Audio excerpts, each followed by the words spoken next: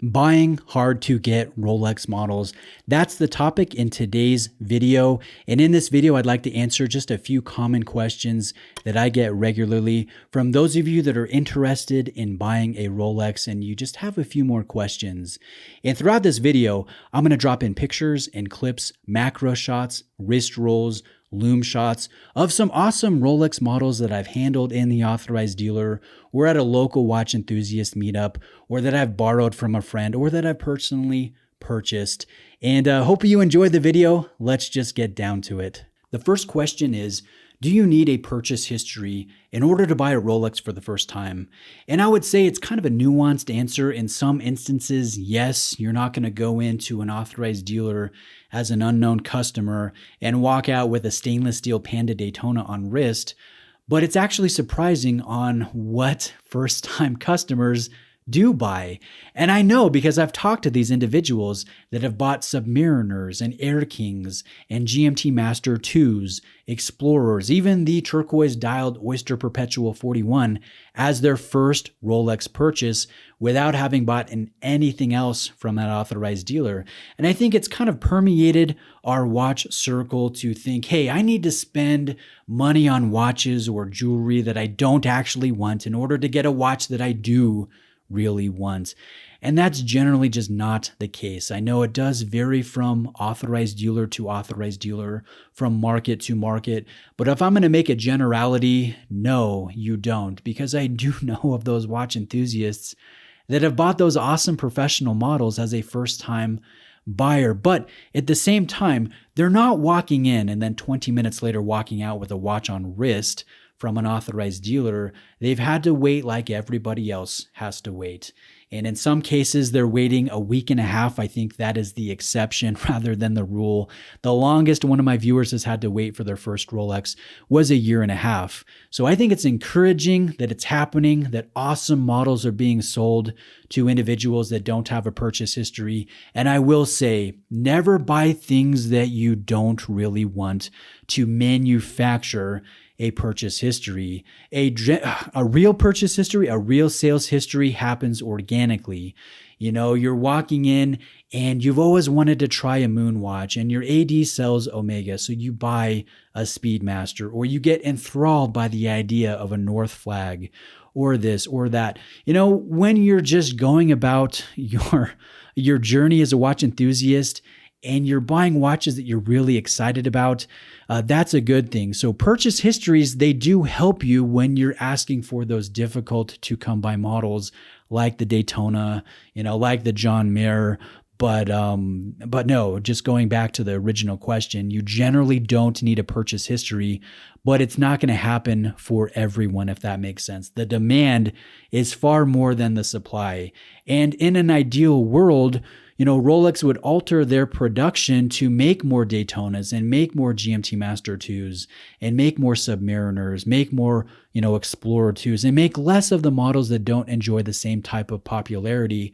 But unfortunately, we just don't live in an ideal world, and I don't see that changing. So let's go to the next question, and that is for those of you that have bought a Rolex before, and you're looking at buying the next one. Perhaps you want to get one of those models that's exceptionally hard to come by, like the Sky Dweller. And the question is, how long did I have to wait before I bought the Sky Dweller? And did I buy anything special, or did I do anything special in order for me to get this specific watch? And I'd have to say that the last Rolex purchase that I made was the Hulk back in March of 2020. So it's been nearly 2 years. I bought the green dialed Submariner on the holiday where everyone wears green. I thought it was fitting to have St. Patrick's Day as the date on the warranty card. So it's been almost 2 years for me. And I think that's pretty common around the country. If you've bought a Rolex and then you're asking for another one, I think a pretty quick turnaround is 1 year. Maybe a year and a half, 2 years if it's a really hard to come by model. And that's kind of unofficial. That's just me talking to other Rolex enthusiasts around the country. And this was different from, let's say, 5 years ago, where wait lists only applied to a very few select watches. and you could get discounts on professional models. I know one of my friends got a discount, got tax taken off of a Hulk, right? There was a day where the Hulk was kind of a hard sell, where not everybody wanted it. Obviously, times have changed, but personally, I did wait almost 2 years before getting the Sky Dweller. And in the future, I hope to be in that 1 year to 2 year range if I'm getting additional Rolex. But again, I will say I'm just as excited buying other awesome brands. Rolex is not the end all be all for me personally. It might be for you, but it's not for me. The next one I'm buying from an authorized dealer that I buy my Rolex from is an IWC, and I'm sure there will be more Cartier from them in the future. But certainly I'm looking forward to other Rolex models in the future. So let's do a couple more questions here. Is this my personal favorite Rolex purchase to date? And what comes next for me? Well, I'd say this is too early to tell. I'm still very early in a very strong watch honeymoon. I will say this Sky Dweller is certainly the most complicated and most visually striking or dynamic Rolex that I've purchased.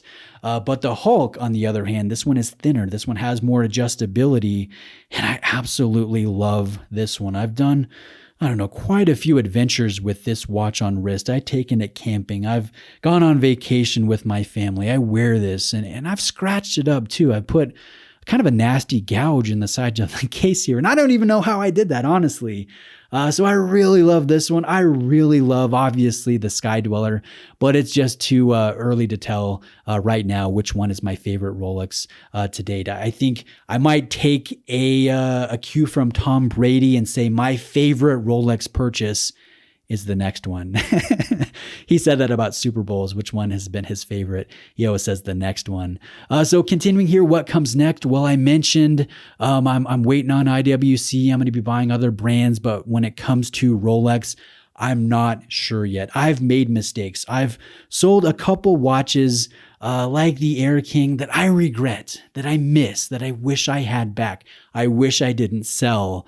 So I've learned my lesson that I need to be very judicious in narrowing down the next purchase and then not to sell that model. I've learned that lesson. So I'm considering a few different models right now. I'm going over them in my mind, but I'm not sure yet. Again, I'm still in the honeymoon of the Sky Dweller. I couldn't ask for another one right now because I'm just in love with this one, but eventually I will. And I think, if I had to answer, I really want a gold Rolex, a full yellow gold Rolex. So maybe that's the next one, but again, too early to tell. So guys, let me know if you have any other questions. I hope this video has been slightly helpful for those of you considering buying a Rolex. I know not everyone is into Rolex. Not everyone wants to purchase Rolex, but I know there are quite a few of you out there that enjoy this brand as I do. So I hope you've enjoyed the video, and let me know if you have any other questions. If you'd like me to do a follow-up on anything that I've conveyed here that hasn't been very clear. So thanks for watching today, guys. I really appreciate it. I hope you have an awesome day, and I'll see you in the next video.